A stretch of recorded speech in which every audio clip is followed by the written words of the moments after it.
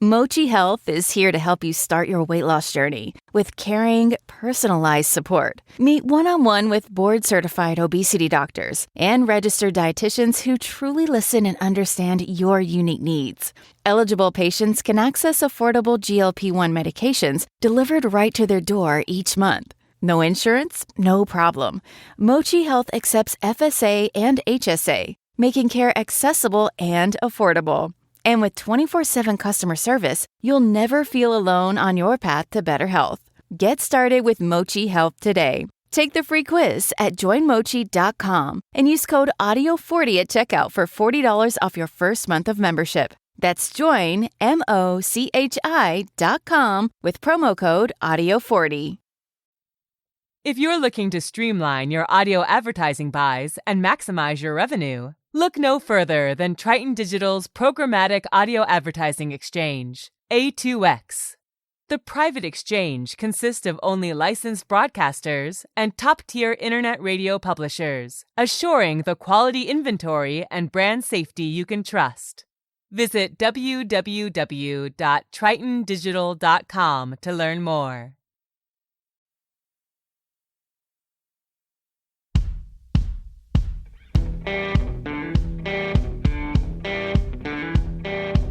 I'm Brett. And I'm Alice. And we are the Prosecutors.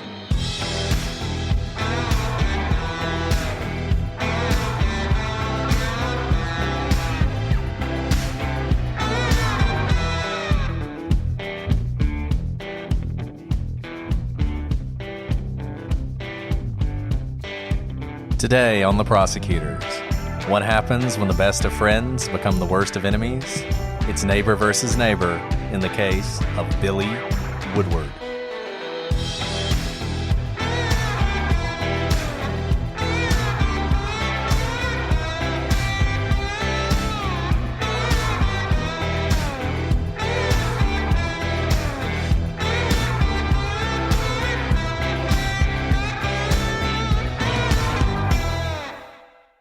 Hello, everybody, and welcome to the latest episode of The Prosecutors. I am Brett, and I am joined, as always, with the very best lawyer I know, Alice. That's a little bit of a hyperbole there. Hey, everyone. Thanks for joining us again. Most of the lawyers I know are very bad, so... I thought you were going to say you didn't know any other lawyers. No, unfortunately, I can't say that. But anyways, no, it's very true, Alice. You know how I hold you in high esteem, and I feel like the listeners now know just how savvy you are. So, if you're ever injured in an accident, you know who to call. Thanks. You serve as my billboard.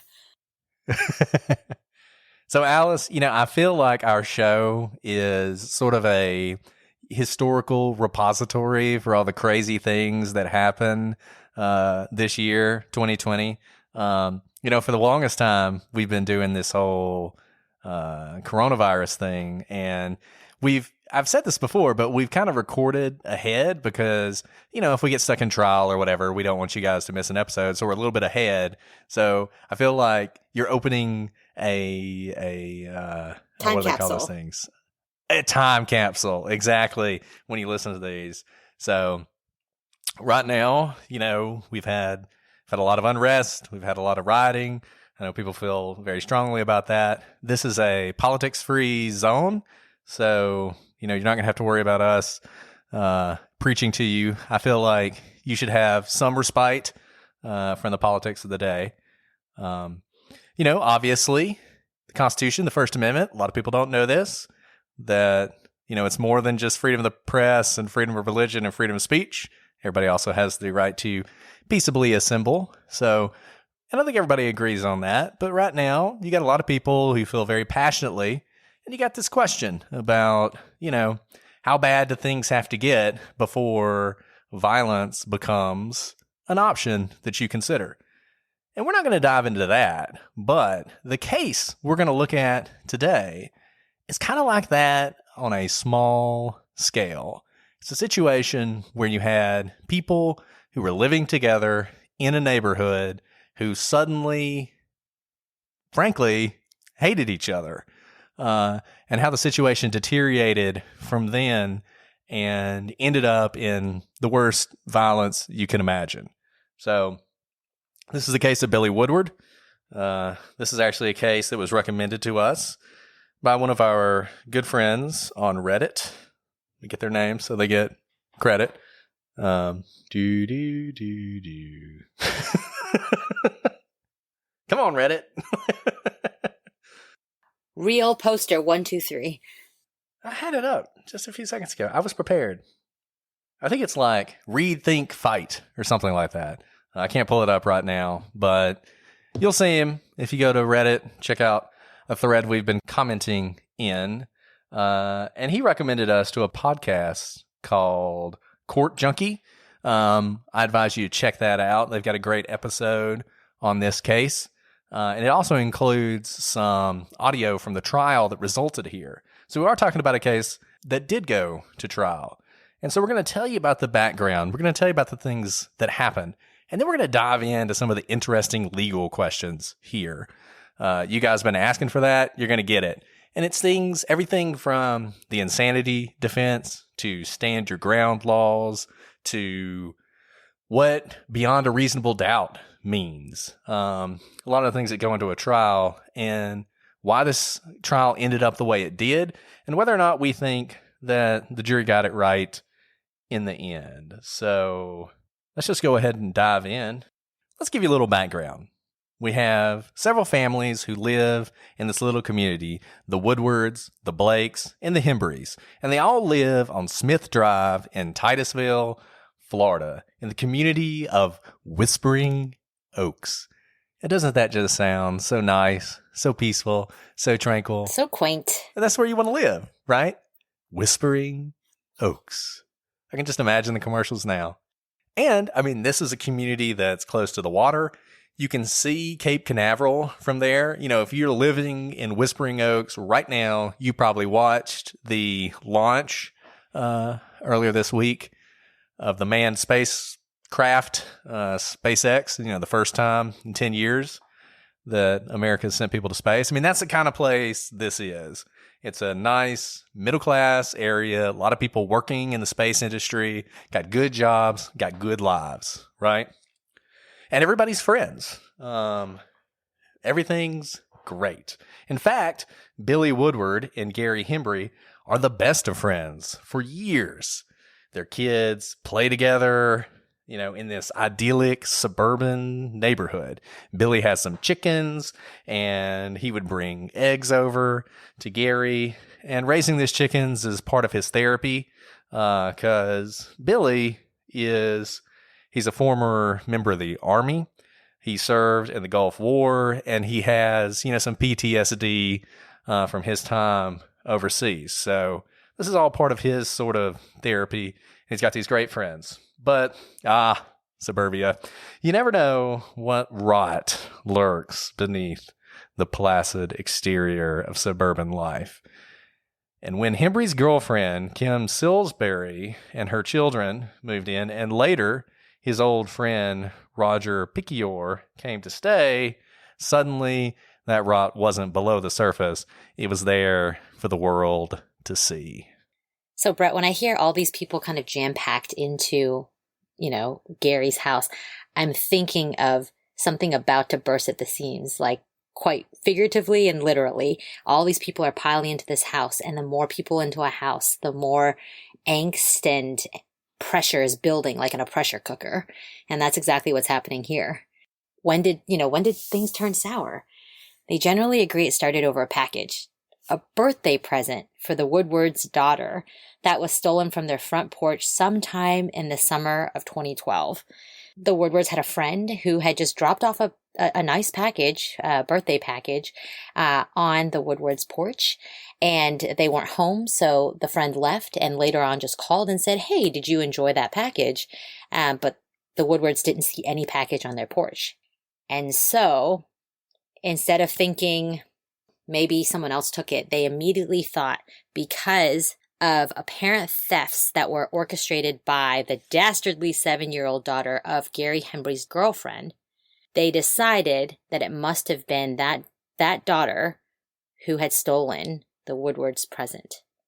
Sometime before, Billy had discovered that Gary and his crew were smoking pot on a regular basis. Billy decided that he didn't want his daughter spending time with the Hembrys anymore. Remember, they used to be best of friends.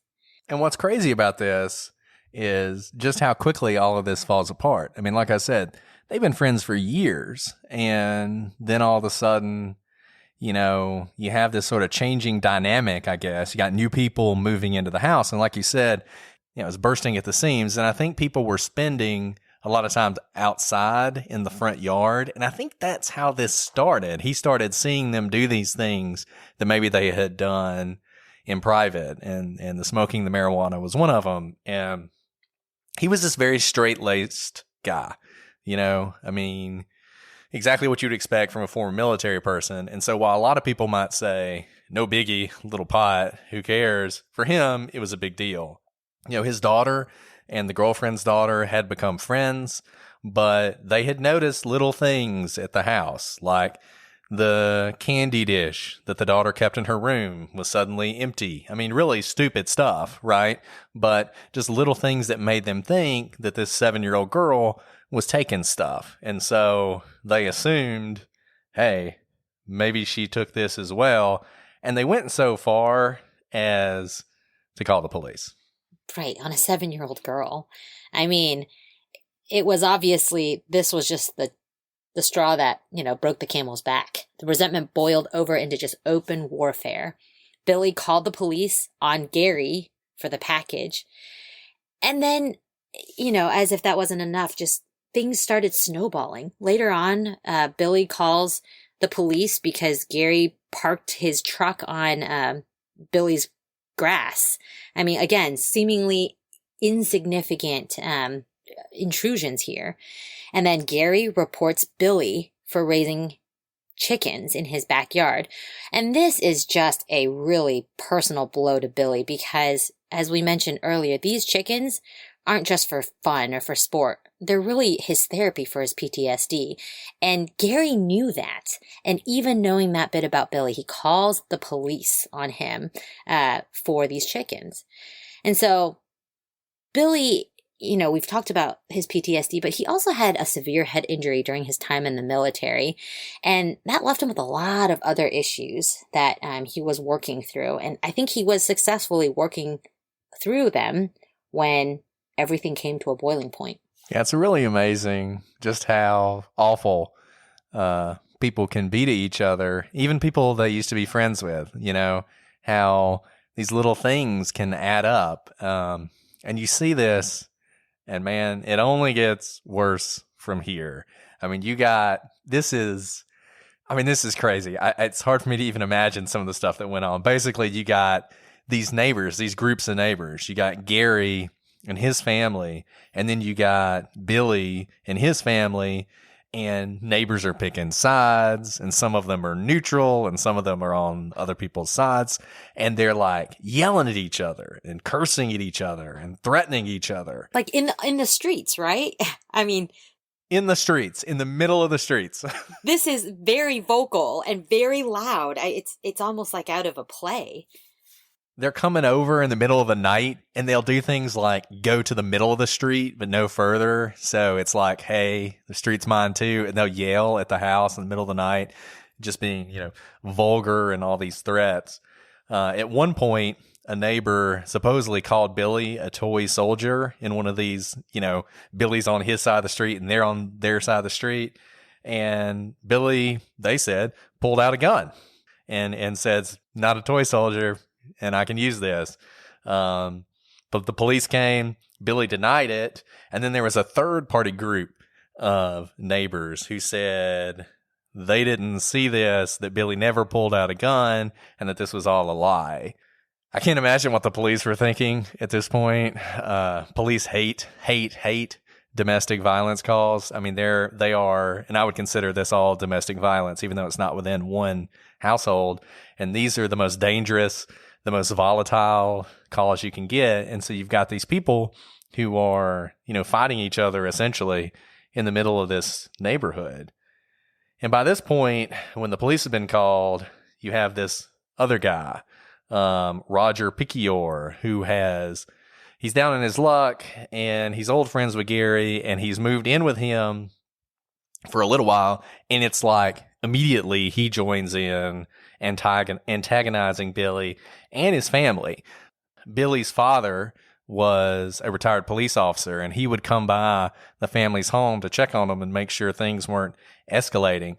At one point, Roger may or may not have threatened him, saying that he would take off his head with a baseball bat. He got so bad that both sides are now filing for restraining orders against each other. Billy is installing video cameras for security. Gary's installing floodlights that he's pointing at Billy's house, supposedly to blind the cameras, but also had the added benefit of annoying Billy. It sounds like a lot of just kind of passive-aggressive and aggressive-aggressive moves. Yeah, it's like something out of a dark comedy, where these neighbors hate each other and it's getting worse and worse and worse. And unfortunately, it doesn't stay much of a comedy. Gary, I don't know if he had always done this or what. I mean, there are people, looking into this case a little bit, there's people who really blame Gary's girlfriend for all this, blame the woman, of course, that she really changed the situation when she came in. You can watch a documentary on this. It's one of those, recreation documentaries where they talk to people and then they have actors do the things that happened. It's called like Fear Thy Neighbor or something. I think it's on Investigation Discovery. And all these people get interviewed. And there's one point where the girlfriend's like, we were just smoking a little pot. I don't know why it was such a big deal. I don't know why he was so worried about his daughter seeing it. He was so stuck up and all this other stuff. And you just wonder if that new element, whether it was her fault or not, just made things really boil over. But in any event, Gary starts having these massive parties at his house that apparently he had not had before. And he's inviting as many people as possible. And they're all targeting Billy. So they all get together, they get drunk, and then they gather in the middle of the street, and they're yelling at Billy, and they're yelling at his friends. They're asking, come out, come into the street, come over to our side, let's fight it out, and all this other stuff. And then they do. They're getting in fights. Doesn't it sound like a middle school fight? Like, yeah. I imagine like kids who can't do anything better. They can't drive. They can't really buy beer. And like they get together and make crank calls right. almost. No, you're right. It is. It's so juvenile.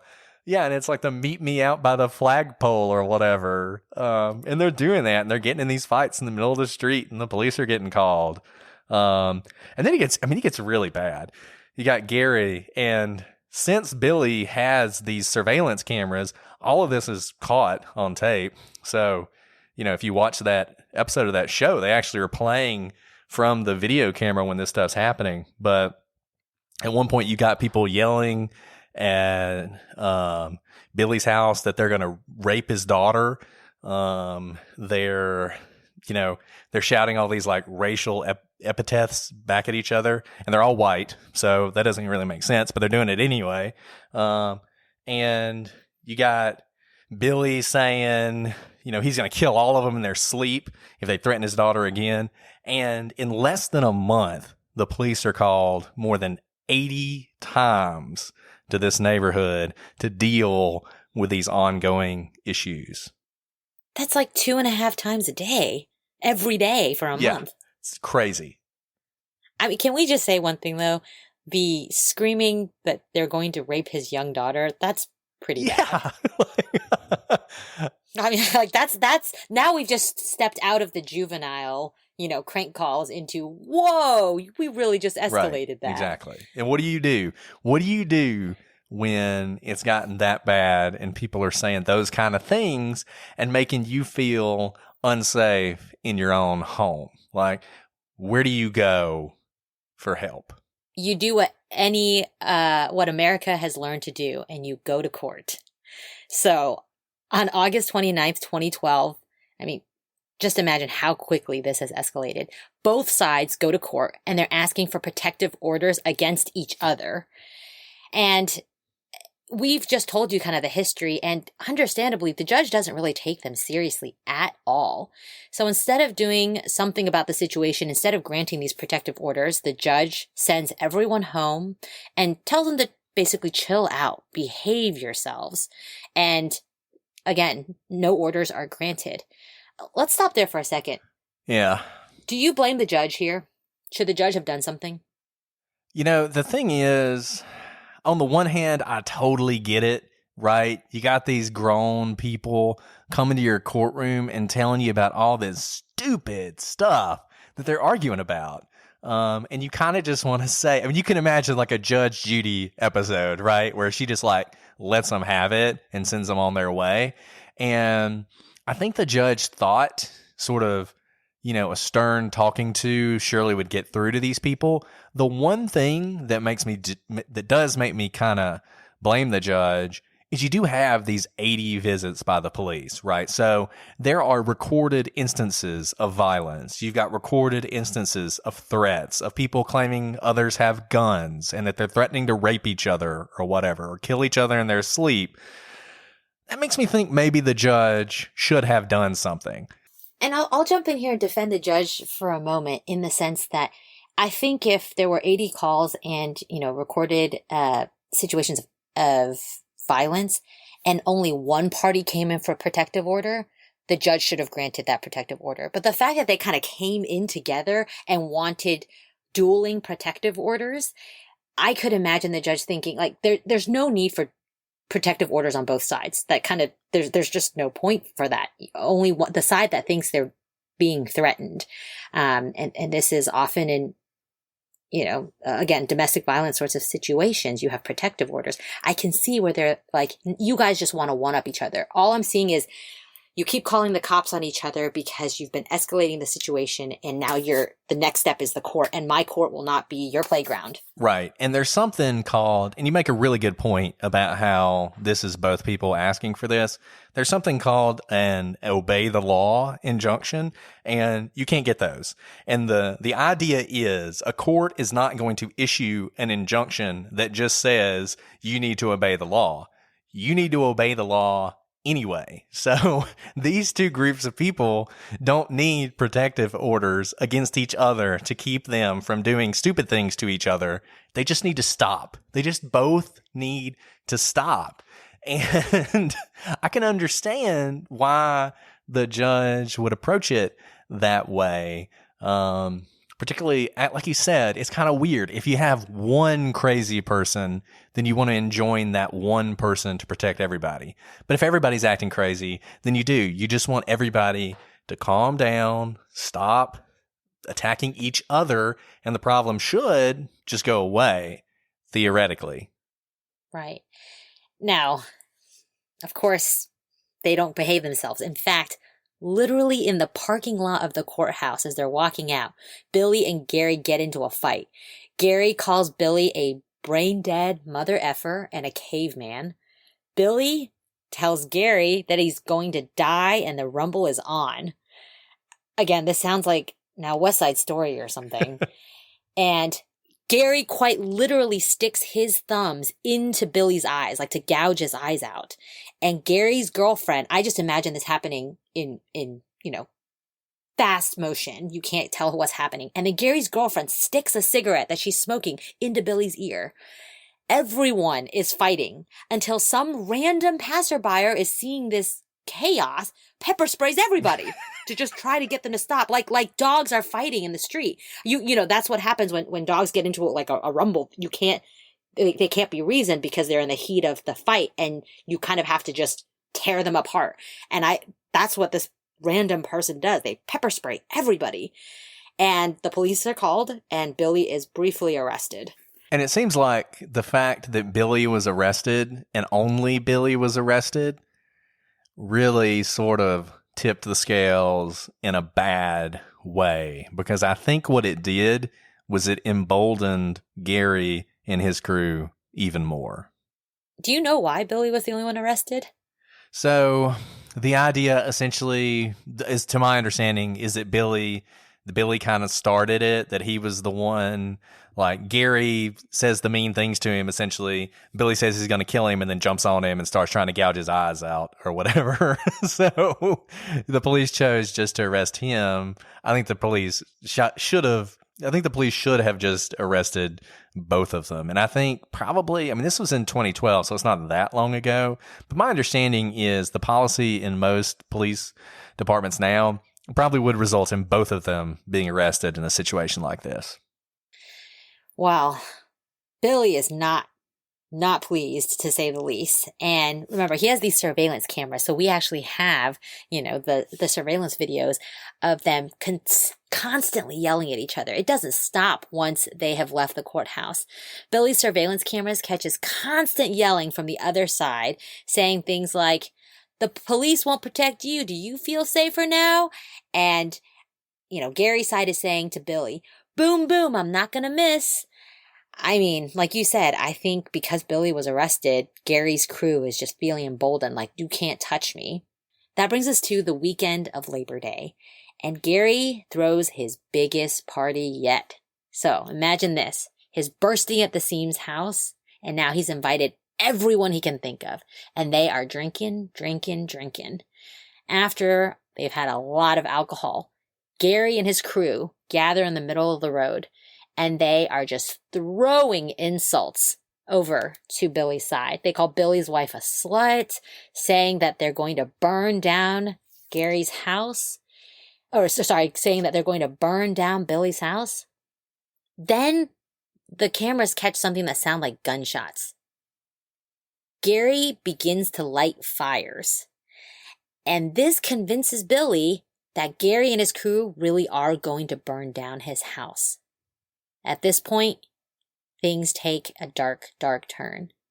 Billy gets his gun, he puts on his camo, he drops onto his stomach, and belly crawls across the street.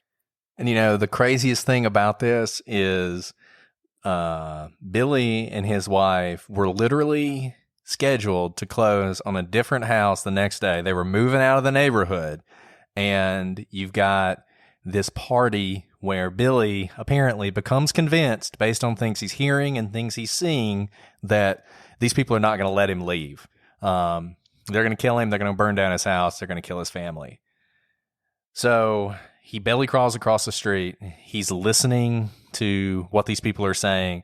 And at some point, he hears someone in this group say something along the lines of, "Let's finish this. Let's go get him." At that point, Billy, he snaps. He goes into military mode. He pops up. He sees Roger Piquior first. He shoots him, so he's down. He then fires 11 shots into Bruce Blake, who is another neighbor who's been there and has been very hostile to Billy. At this point, he reloads, and Gary comes out of his house. Billy, he lights him up. And then, while Gary's on the ground, Billy walks around a car to where he's laying. His girlfriend is apparently, she's on the ground. She's hit the ground to avoid any shooting. And she watches as Billy shoots him twice in the head. He then walks over to where Roger is laying on the ground, and his 17-year-old son has actually come over to him where he's been shot. Billy takes his gun, and he shoots him twice in the head, Roger twice in his head. At this point, his son begs for his life, and Billy lets him go. Now he's out of bullets, so he doesn't have an opportunity to finish off Bruce. At this point, he walks to the middle of the road, drops to his knees, puts his hands behind his head, and waits for the police to arrive. Neighbors are starting to come out, and he yells over to them, "Don't worry, it's finished." Quote, "The war is over." Whew. That's a lot. Yeah. Yeah, it is. I mean, it's one of those situations. I feel like where I'm from, they would have just fought in the middle of the road and beat the crap out of each other, and then, had a beer afterwards. Yeah. Right. And, but this one, it just gets worse and worse and worse until finally you have this event. And look, Billy doesn't deny any of it. Not that he could. It's all caught on his own surveillance cameras. but he claims he was acting in self-defense. During his interrogation, and we're going to put some videos, we're going to do what we always do. We're going to be putting videos and links to podcasts and links to the articles we've read about this case, and all be online on our website. So check that out. You can see some of this. During his interrogation, he says, quote, "I kept low crawling. I was on a military mission. I was going to end this war." He gets asked about Gary, and he says, "I had a clean shot at his chest. I put one dead center of his chest. He slumped to the ground." And then he says, "I shot Gary Hembry twice in the head. If I remember correctly, you'll have to count the bullet holes when you guys go do the autopsy." Now remember, this was his friend for years, literally up until a couple months. I don't even know if it's a couple months earlier. They had been very close friends. And now he's talking about, "I don't even know how many times I shot him. You'll have to count the bullet holes." But also, I should say, it's very specific. Oftentimes when we hear confessions, if someone's shot someone, they say something along the lines of, "I don't remember, I blacked out." He knows very clearly what he's doing. Yeah, and he describes it as a military mission, and it's like he's back in Iraq, I mean, he has a mission to accomplish, and there's not going to be any blacking out. This is not the weird thing about it, and the way he talks about it. We've talked about sort of this escalating rage boiling over, but that's not what you hear from him. You hear this cold, calculated guy describing how step by step he executed what he's calling a mission. And in the course of doing that, he executed these people that he knew. And he said, "Look, quote, in order to make sure there's no survivors on the battlefield, I point blank shot Rick Piccior in the head once or twice." And then he goes on to say, when it came to Bruce Blake, "I did not go back and finish the job for Bruce Blake because I was out of bullets. I ran dry on 3 people." Billy was charged with 2 counts of first-degree murder and 1 count of attempted first-degree murder. And if convicted, Billy was eligible for the death penalty. Now, at trial, and Billy goes to trial, so many, many cases actually plea out before they ever get to the trial phase. Not this one.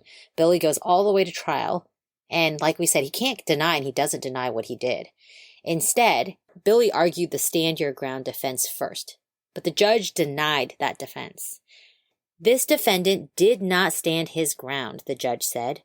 What he did was decide to preemptively strike at his victims at a moment when it was entirely unnecessary to do so.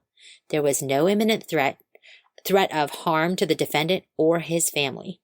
No reasonably cautious and prudent person would have believed the danger could be avoided only through the use of deadly force.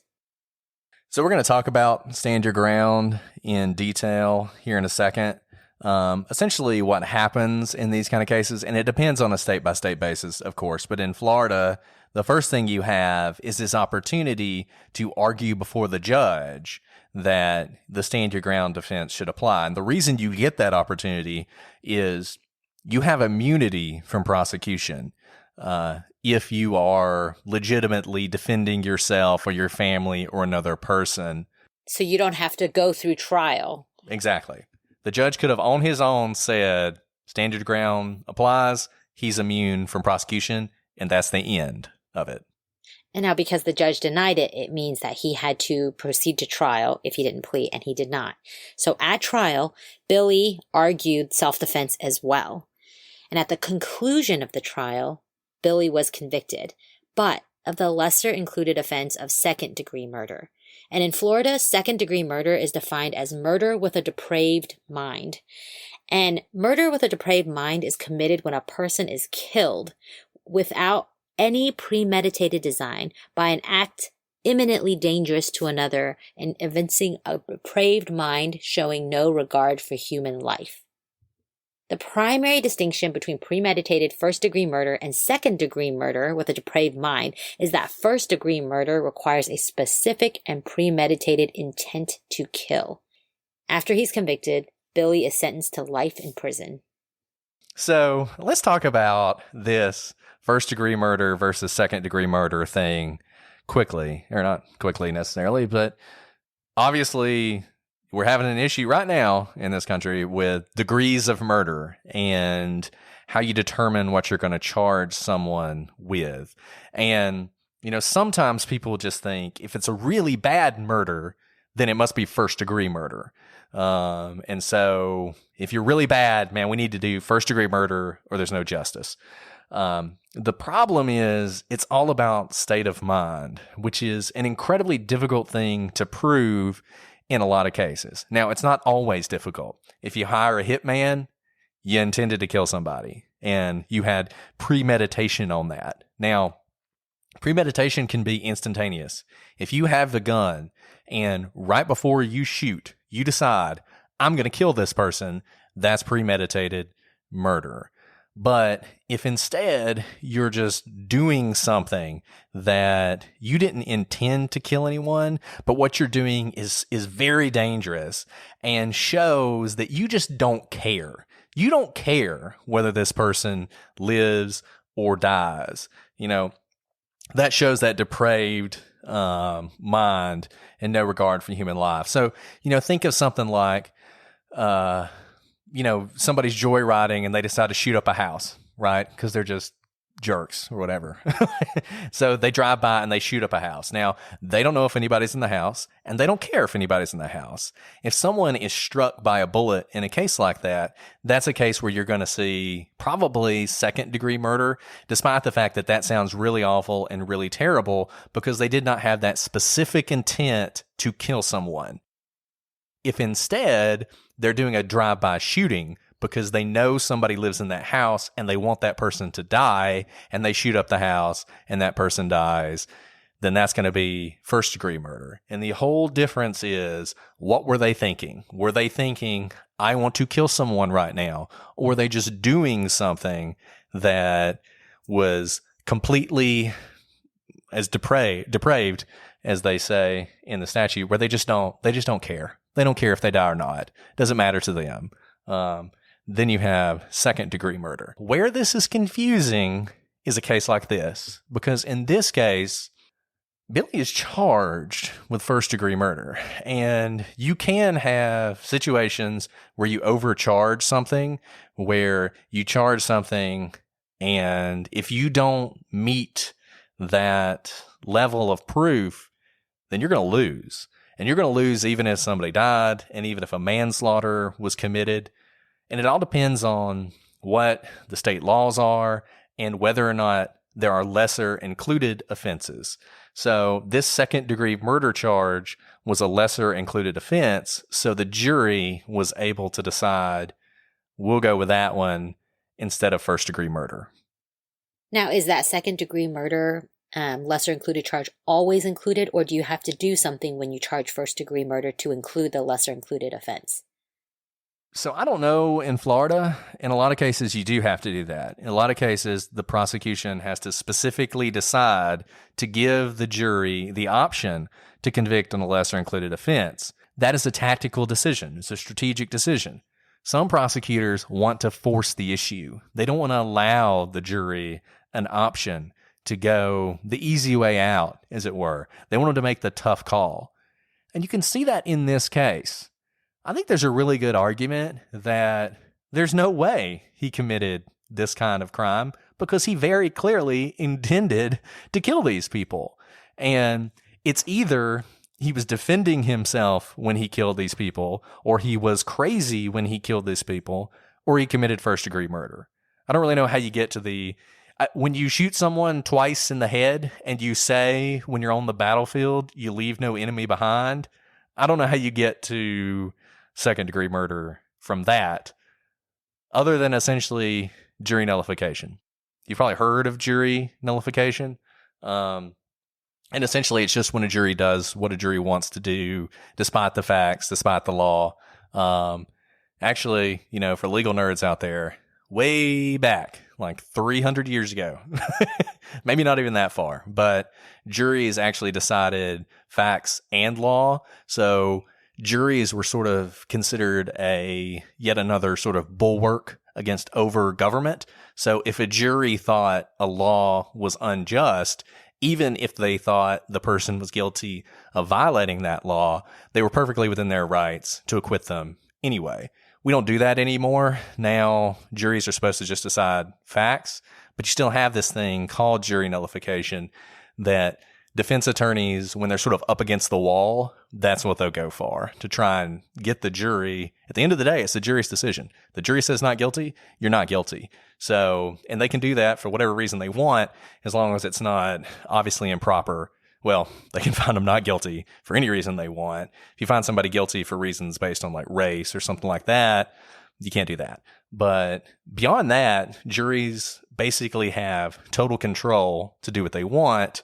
And I think in this case, the prosecution probably saw there was a real danger here of acquittal if they went straight for first-degree murder. So they included this lesser-included offense.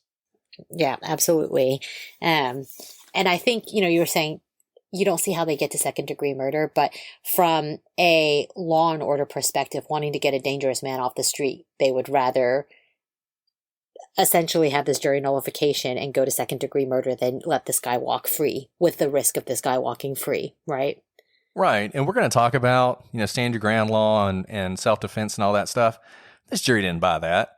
This jury didn't think any of that was going on. What they did think were these people were a bunch of assholes. That's what they thought. They thought these people drove this guy crazy, and he snapped. And yeah, he shouldn't have done that, and he shouldn't have, killed all these people and shot all these people. But I think there was something in the back of their minds, and you see this in people who talk about this case, where they're kind of like, yeah, those guys got what they deserved. Like they pushed him too far, and this is what happens. It's a really good defense, too, because most everybody has neighbors, and most everyone has probably lived in a situation where someone annoyed them or it was not the best neighbor situation. Have you ever lived near somebody who wasn't the best, whether it was they never took out their trash or they played their music too loudly? I think it resonates with so many people that they can imagine, what if it got worse? My situation never got that bad. Absolutely. I mean, I don't know that I've ever had a perfect neighbor. You know what I mean? There's always something they do that annoys you. And man, I cannot imagine what this must have been like. Like, I just can't. It just blows my mind that something like this happens. Well, you're supposed to be able to go home and relax. Your home is your, at the end of the day, kind of your sanctuary. And to go home to this hostile battlefield, essentially, at all hours of the day with some of the most vile things that can be yelled at a person in your own home, I think it would drive me mad. No, it would me too. It would me too. And the other thing you have here, and you do have it, you have a real question. Did Billy truly fear for his safety and his family's safety? So let's talk about stand your ground a little bit. It's gotten some bad press in the last decade or so because of some very controversial cases that have involved the defense. The essential idea behind it is simply this. If you're an innocent person and another person threatens you, threatens to kill you, threatens to kill your family, threatens to rape your wife, and it's a serious, real threat, do you have to run away or not? Or can you fight? Can you immediately fight back? That's really all this is about. Under sort of common law, which is what we call traditional law that's not based in statute, but just sort of based in how we've always done it, you had a duty to retreat.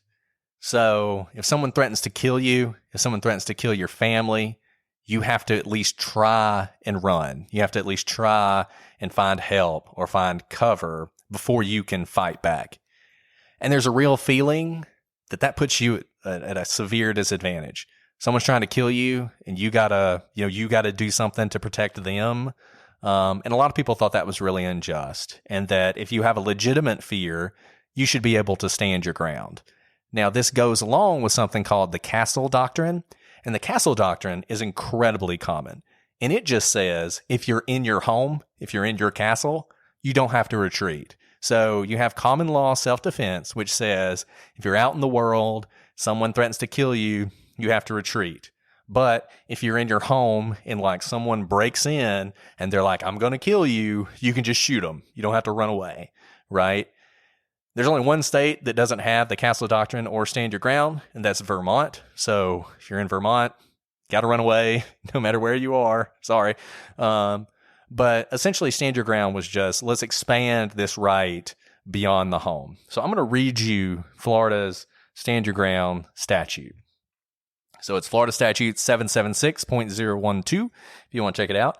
It says, a person is justified in using or threatening to use force, except deadly force, against another when and to the extent that person reasonably believes that such conduct is necessary to defend himself or herself or another against the other's imminent use of unlawful force. So the idea here is, if someone's like, man, I'm going to kick your ass, right? You can't pull out a gun and shoot them. Like, you can match force with force, right? Like you could probably say, if you do that, I'm going to pull out a gun and shoot you, and that would be fine. But what you can't do is you can't act beyond that. But if someone says, man, yeah, I'm about to beat you up or whatever, you can go ahead and just lay them out, like hit them in the face, knock them out, right? You can totally do that. You can take the first move if you have this reasonable belief that they're about to use that same kind of force on you. And the law specifically says a person who uses or threatens to use force in accordance with this subsection does not have a duty to retreat before using or threatening to use such force. So that's the first part. The second part, deadly force. Basically the same thing.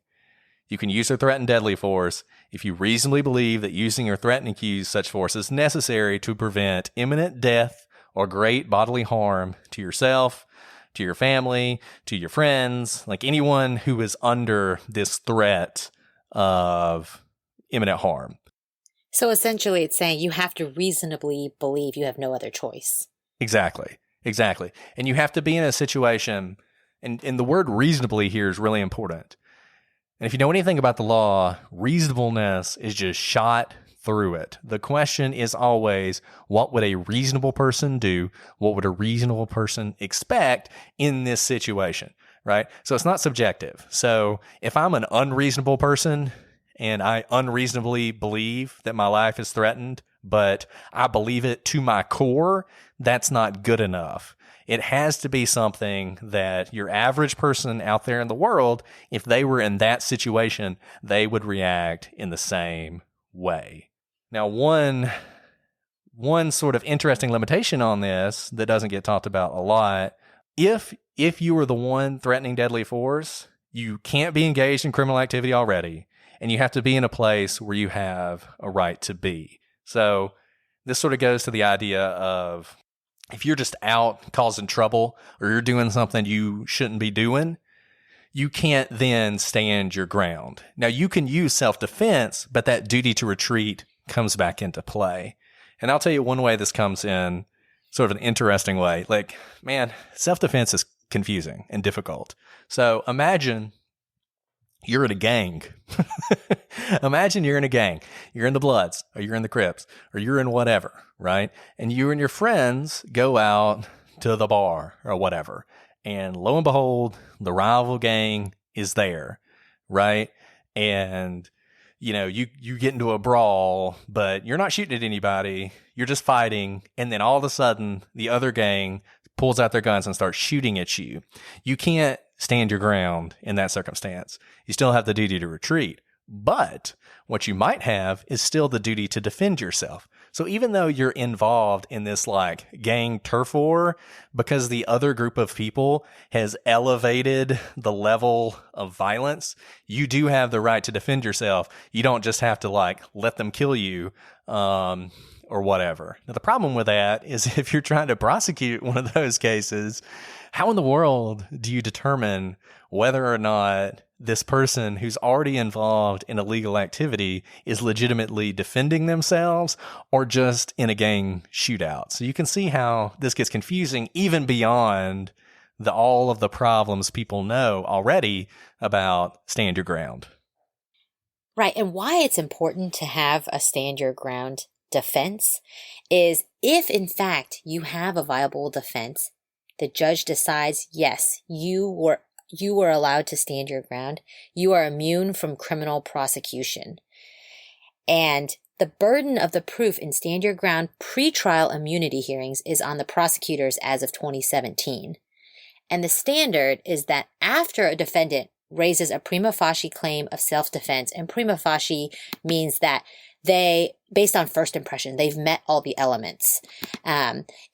Think of it like a ping pong ball going back and forth. First, the defense has to raise that prima facie case, and when they do, that ping pong ball goes over to the prosecution. The burden shifts to the state to prove by clear and convincing evidence that the defendant is not immune from prosecution. Now, clear and convincing proof means that the evidence presented by a party during the trial must be highly and substantially more probable to be true than not. And the trier of fact must have a firm belief or conviction in its factuality. That's a lot of words, and it may not mean anything, and that's why the law is not exactly straightforward. Now, where does clear and convincing proof fall within degrees? Well, it's greater than a preponderance of evidence, but it's less than beyond a reasonable doubt. And beyond a reasonable doubt is the threshold you have to meet at trial. Yeah. I got to tell you, one of the most confusing things in the law is burdens of proof. You hear about beyond a reasonable doubt, all the time, right? And beyond a reasonable doubt, what in the world does that mean? Well, it certainly doesn't mean no doubt, right? I mean, that's one of the first things we always say. But you can see how it gets confusing. Yeah, I mean, one of the biggest things is explaining to a jury what in the world beyond a reasonable doubt means. So, Alice, I don't know if you want to try and do that for our audience of jurors here. I mean, this gets brought up in just about every trial. Because the strongest argument you have as a defense is beyond a reasonable doubt. It is a high standard. But what prosecutors always come back with in explaining what the burden of proof is it doesn't mean no doubt whatsoever. Right. And it doesn't mean beyond a shadow of a doubt, whatever that means. You hear that a lot on television. The way it's normally in jury instructions, the judge usually tells the jury that it's a level of certainty that if you were making a serious, important decision in your own life, you could make that decision without hesitation. So if you have that much certainty in the guilt of this person, then you can find them guilty. Even if, you can sort of imagine wild speculations on how maybe they didn't do it, if you feel that certain, then that is beyond a reasonable doubt. And there's that word reasonable coming back into play. Preponderance of the evidence, you hear that a lot. That just means greater than 50-50. So more likely than not, that's preponderance of the evidence. That civil cases are often preponderance of the evidence. So, going back to OJ was acquitted in his criminal trial and he was held liable in his civil trial. Well, the standard of proof was much lower in his civil trial. So you can see, he was probably guilty, but you can see why in that case, in the civil trial, it was so much easier to find him culpable. And yeah, this clear and convincing thing, like we say that, and Alice said all the words. Those are the right words, but who knows what they actually mean. Those are the right words. What that means, I don't know. What is clear and convincing? How is that different from beyond, a reasonable doubt? A highly and substantially more probable to be true than not. That's just, I don't know. This is where it's so fact bound, right? Those words are all thrown in there, but ultimately you have to apply it to the facts. And if you can make the argument, that's why attorneys have jobs, because we make arguments that, our set of facts fit within whatever standard of proof is there. And I think that's why, at the end of the day, you have a judge making that decision. You have a judge deciding whether that level of evidence is there. And they have a lot more experience in all this than your average juror does. So you can explain what a reasonable doubt is. It would be much more difficult for a jury to decide that kind of question. So it makes sense that it's going to be the judge who gets the first cut at it at that level. So, okay, so Woodward's hearing was in 2015 before the change in the law of this burden shifting framework we just described. So at the time, the burden was on Billy's team for him to prove the stand your ground defense applied.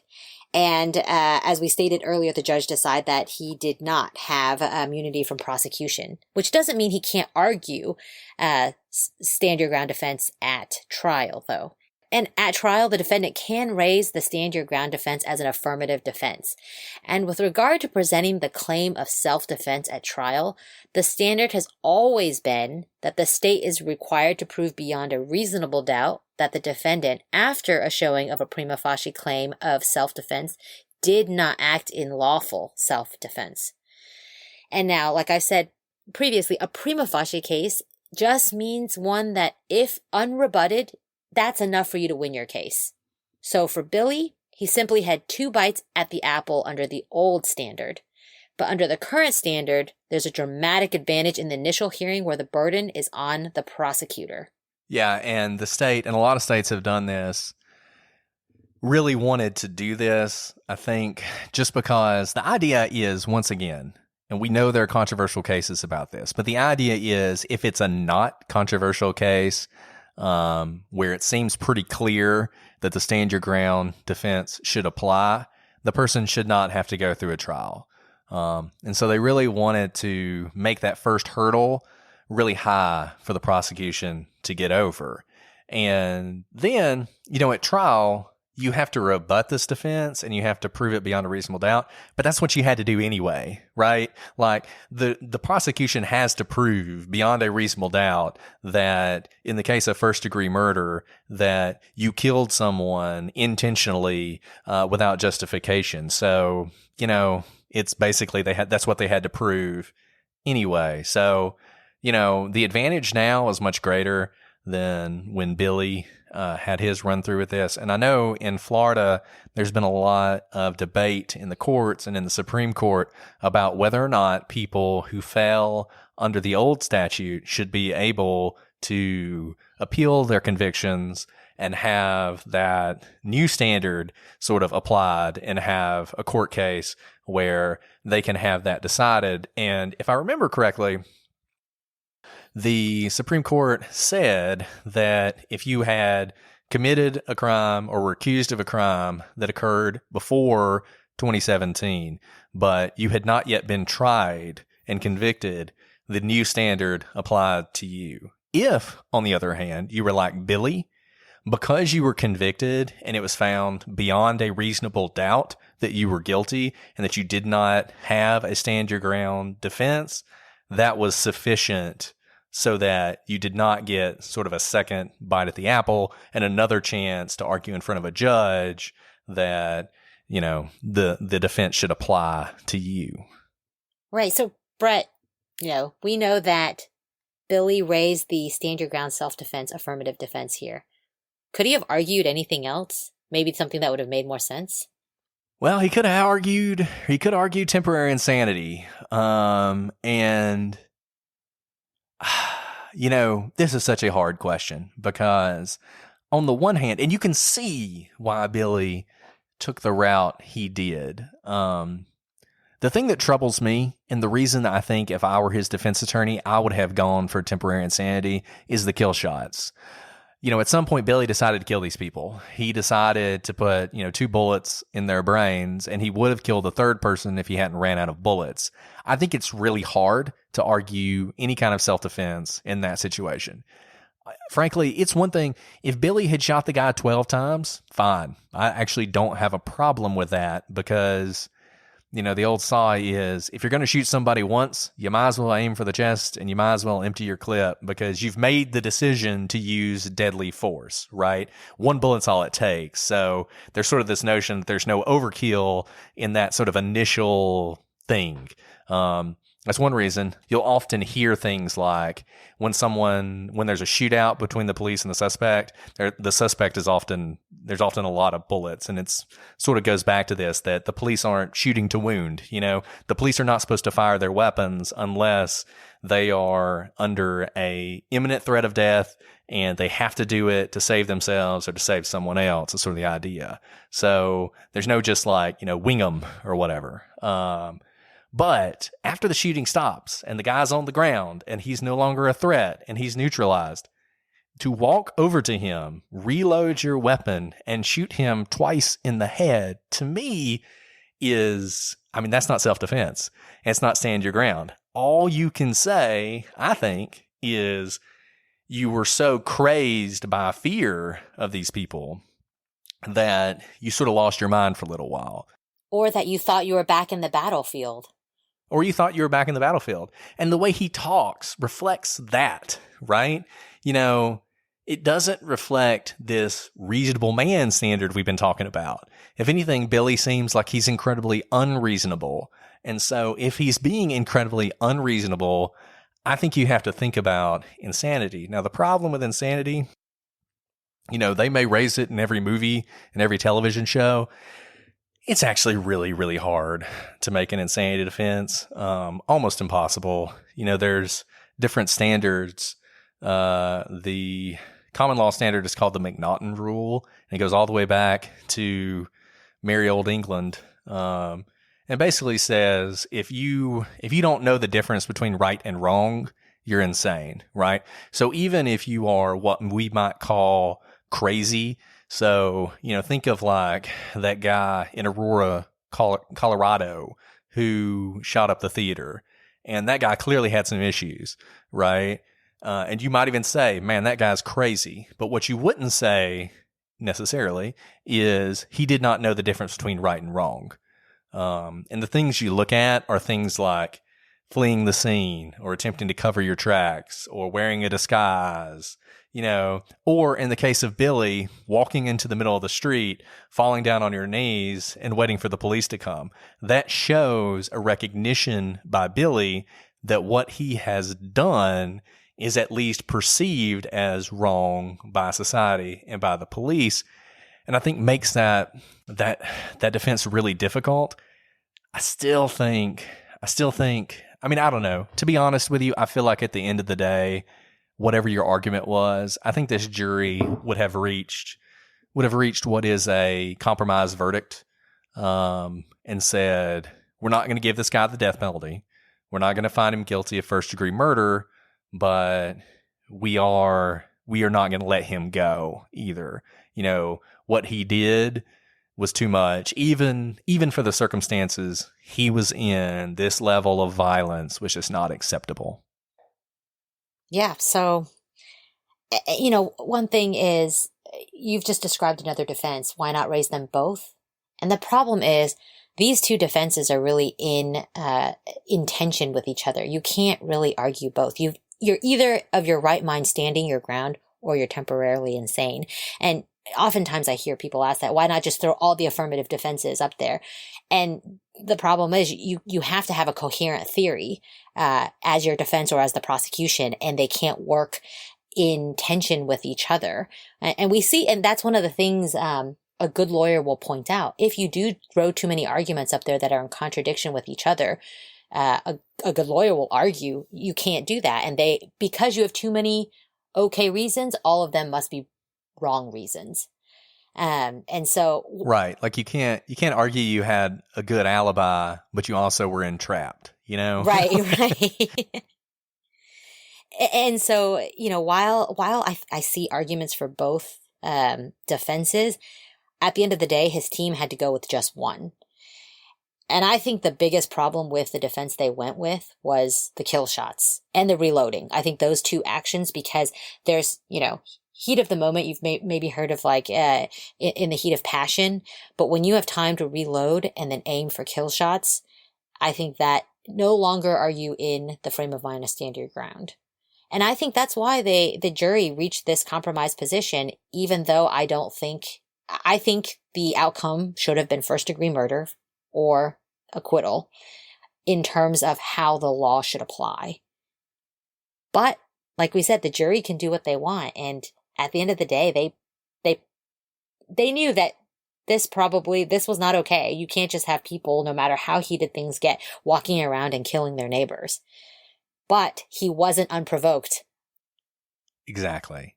And, it's so funny because even as a lawyer and even as a prosecutor and even as somebody who knows the law, I agree with you 100%. He should either be acquitted or convicted of first-degree murder. I feel like if I was on a jury, I totally would have gone with this. I would have been like, you know what?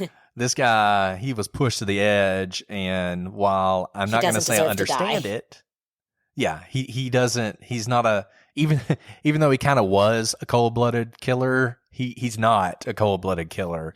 And you can see how, this rage or whatever just overwhelmed him, and all of this abuse and all of this bullying and all of these threats led him to do this thing. But I think you're 100% right. I think if he hadn't done the kill shots, I think if he'd have shot all three of these guys 12 times, but not done the kill shots, I kind of think he might have got off. I kind of think he would have been acquitted, like across the board. We'll never know that, but I just feel like there was enough there that the jury could have been convinced. Not the judge. I don't think the judge would have given him the stand your ground defense immunity, but I think you could have convinced a jury of that. And is there anything we can do about jury nullification? Can a jury really do whatever they want if they don't agree that this guy should die? And by the way, the jury isn't supposed to think about the sentence. Is there any recourse for that, or are you just stuck with what the jury decides? I mean, the only recourse you have is a really good instruction from the judge, as far as I know. Like I said, if you're convicted and you can prove that the jury had, and it used to not even be able to do this. It used to be that a jury was a black box, and you gave them all the information. They went back into the jury room. They did their thing, and they came out, and whatever they said is what they said. Now you can, in very limited circumstances, look to see whether prejudice or racism or that kind of thing drove the jury to do what they did. There was an interesting case not too long ago that made national news that was a juror. So they had a jury, and one juror, it's like he goes back at the very beginning and he tells the other jurors, an angel has spoken to me and this person's not guilty, right? And so the jury actually writes a note to the judge and says, hey, this person said this, we're concerned about their ability to decide impartially. And the judge actually removed that juror and replaced them with an alternate. And that actually became like a big source of controversy and litigation about whether or not you could do that. But short of something like that, at the end of the day, if the jury wants to acquit, the jury can acquit. And once they do, it's double jeopardy. And you can't, if you're acquitted of first-degree murder, the prosecution cannot turn around and charge you with manslaughter.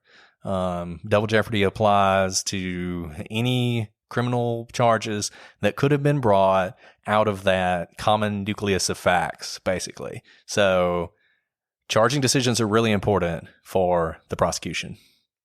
And that's why it is such a risk to go to trial. It could be a huge win if you are acquitted, but you don't really have recourse if the jury does something like jury nullification. And that's why the majority of cases in our country do plea rather than go to trial. Yeah, juries are a total wild card, and you just never know what you're going to get. And you don't know what you're going to get from jury to jury. You present the exact same facts to two different juries, and, I would like to think that most of the time you'd get the same verdict, but not all of the time. So yeah, it's an interesting question. And I'm interested to know what you guys think. I mean, you've heard the facts now, and there's really not anything that we, left behind or left out. Those are the facts. And I'm curious, those of you who are listening. How would you decide if you were on the jury? Right. What would your vote be? Would you vote to convict on first-degree murder? Do you agree with what the jury did? Do you think this was self-defense? Do you think this was insanity? Yeah, I mean, let us know. You know, we tell you this all the time, but we'll tell you again. Our website is prosecutorspodcast.com. Our Gmail account's prosecutorspod@gmail.com. We're also on Instagram and Twitter, and now on Facebook. So those of you who like Facebook, go ahead, look us up there. I hate Facebook, but we went ahead and did it just for you. So wherever you feel comfortable, let us know what you think. You know, shoot us your emails. You guys have been great about giving us feedback, and we want to keep hearing it from you. But I think that's all I've got on this one. Alice, do you have any final thoughts you want to add? That's it. Man, it was heated. It was heated. And, you know, the thing that was so interesting about this, like I said, I think it has some echoes of sort of what we're seeing on a grander scale today. And I also think there's just so much interesting legal stuff about this case. So we really wanted to do that. If we confused you, we said a lot of stuff in this case, and we talked about a lot of things. If we confused you about any of that, let us know. We will cover it again in a follow-up episode. But hopefully, you know, you learned something today and took your mind off all the craziness that 2020 has brought. What a year. We'll never forget this one. Certainly not, because it's the year of our podcast. Yes, exactly. That's the most important thing that's happened this year. Well, Alice, it's been a pleasure as always. Can't wait to see you again, talk to you again, do this podcast again. But I guess until next week, when we'll have a new case, new questions, new answers. I'm Brett. And I'm Alice. And we are the Prosecutors.